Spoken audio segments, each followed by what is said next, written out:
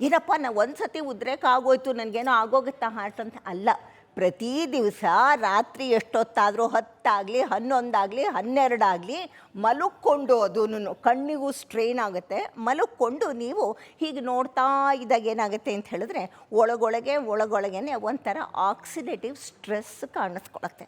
ಈ oxidative stress ಬರೀ mobile ನೋಡೋದು ಒಂದೇ ಅಲ್ಲ, ಎಲ್ಲದರಿಂದನೂ ಬರುತ್ತೆ. ಈ ಮೊಬೈಲ್ ಪ್ರಶ್ನೆ ಆಗಿದ್ದರಿಂದ ನನ್ನ ಉತ್ತರವನ್ನು ಮೊಬೈಲಿಗೆ ಮಾತ್ರ ನಾನು ರಿಸ್ಟ್ರಿಕ್ಟ್ ಮಾಡ್ಕೋತಾ ಇದ್ದೀನಿ. ಇಲ್ಲಿ ಆಕ್ಸಿಡೇಟಿವ್ ಸ್ಟ್ರೆಸ್ ಯಾಕೆ ಆಗ್ತಾಯಿದೆ ಅಂತ ಹೇಳಿದ್ರೆ, ಯಾವಾಗ ನಿಮ್ಮಲ್ಲಿ ಉದ್ರೇಕ ಜಾಸ್ತಿ ಆಯಿತು ಆವಾಗ ನಿಮ್ಮ ಮೆಟಬಾಲಿಸಮಿಂದ ಹಿಡಿದು ಎಲ್ಲ ಸ್ವಲ್ಪ ಬೇಗ ಆಗೋಕ್ಕೆ ಶುರು ಆಗುತ್ತೆ. ಅವಾಗೇನಾಗುತ್ತೆ, ಅದು ನೀವು ಮೆಡಿಕಲ್ ಸ್ಟೂಡೆಂಟ್ಸು ಒಂದು ಜನ ಇಲ್ಲಿದ್ದೀರಾ ಅಂತಂದರೆ ನಿಮಗದು ಗೊತ್ತಿರುತ್ತೆ ಆಕ್ಸಿಡೇಟಿವ್ ಸ್ಟ್ರೆಸ್ ಏನು ಅಂತ. ಅವಾಗೇನಾಗುತ್ತೆ, ಒಳಗಡೆ ಬೇಕಾದಷ್ಟು ಏನೇನು ಎಲಿಮೆಂಟ್ಸ್ ಇದೆಯೋ ಅದು ಬೇಗ ಆಕ್ಸಿಡೈಸ್ ಆಗುತ್ತೆ. ಅದರಿಂದ ಫ್ರೀ ರ್ಯಾಡಿಕಲ್ಸ್ ಉತ್ಪತ್ತಿ ಆಗುತ್ತೆ. ಅಲ್ಲಿಂದ ಶುರು ಆಗುತ್ತೆ, ಯಂಗರ್ ಏಜಿಂದ ಶುರು ಆಗ್ತಾ ಹೋಗುತ್ತೆ.